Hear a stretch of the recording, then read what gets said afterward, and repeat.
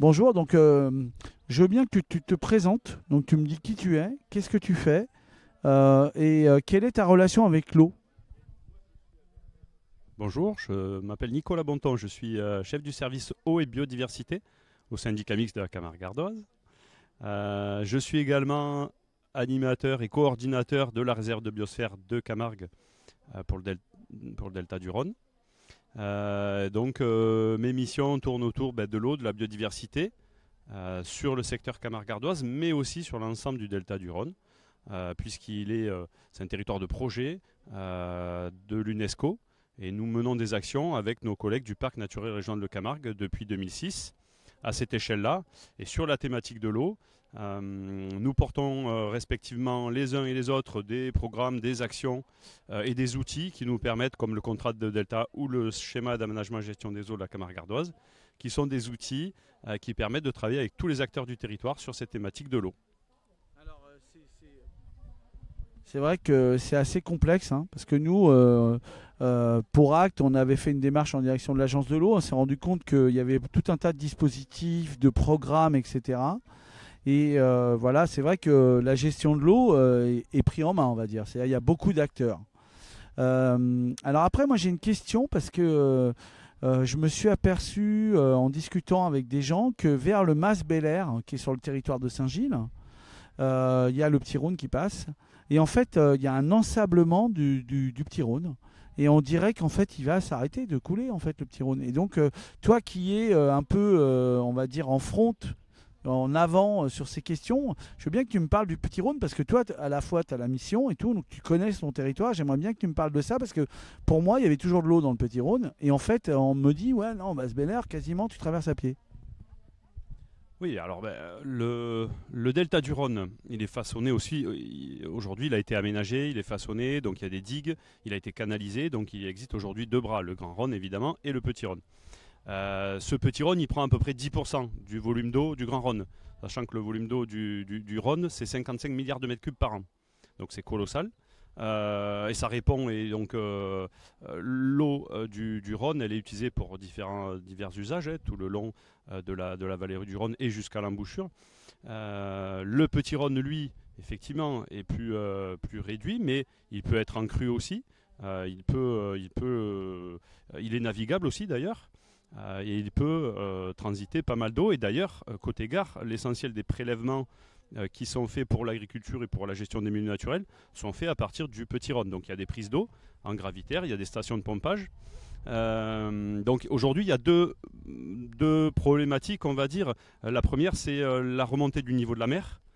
Quelques millimètres par an, mais au bout d'un siècle, ça fait plusieurs dizaines de centimètres. Donc ça a des impacts. Pourquoi? Parce qu'à l'embouchure du Rhône ou du Petit Rhône, le biseau salé remonte de plus en plus haut à l'intérieur des terres.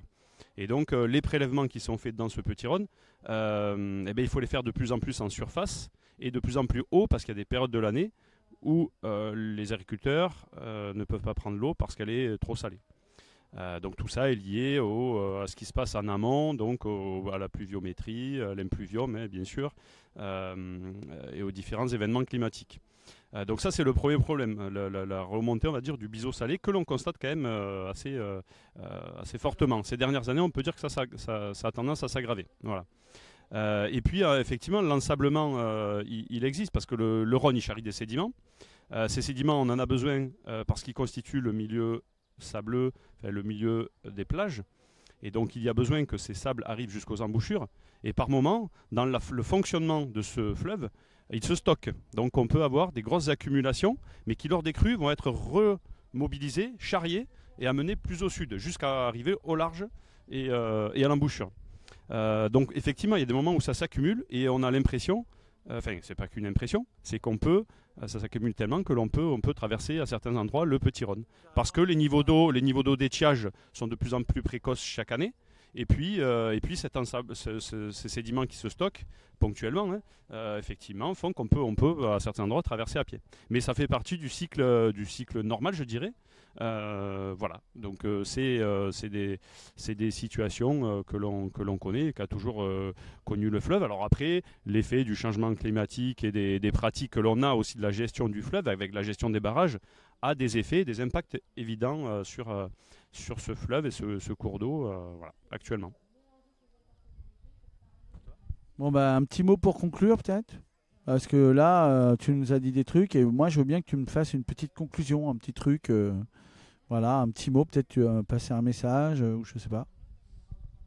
Eh ben, un petit message très simplement, mais remercier pour les organisateurs, Château d'Espérance, Édité Pollux et les associations.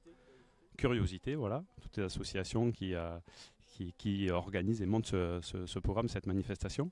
Ben voilà, nous on souhaite et on vous accompagne, enfin la réserve de biosphère et les structures qui la portent, donc le parc de Camargue et le syndicat mixte Camargue Ardoise, forcément on trouve un intérêt certain à cette manifestation, puisque l'idée de la biosphère, c'est bien de faire rencontrer les gens, échanger sur la question de la transition écologique, avec des thématiques chaque année, bien sûr. Les organisateurs, vous souhaitez appuyer sur un thème, mais c'est vrai que différents sujets sont abordés au cours de ce week-end, et c'est bien important. Et c'est comme ça qu'on peut innover, trouver des pratiques différentes, échanger, discuter petit à petit, amorcer ces changements de pratiques qui sont devenus et qui seront essentiels pour l'avenir. Donc, vous remercier évidemment une nouvelle fois pour cette 3e édition. Et voilà, la seule, avant d'en faire, on n'a pas encore l'heure du bilan, mais la question, et c'est vrai sur tous les événements, c'est comment on arrive à faire venir des gens et à parler, à éviter de rester entre nous, entre ceux qui sont déjà convaincus sur ces sujets. Mais je pense que la grosse difficulté, c'est d'arriver à faire venir et à mobiliser plus largement.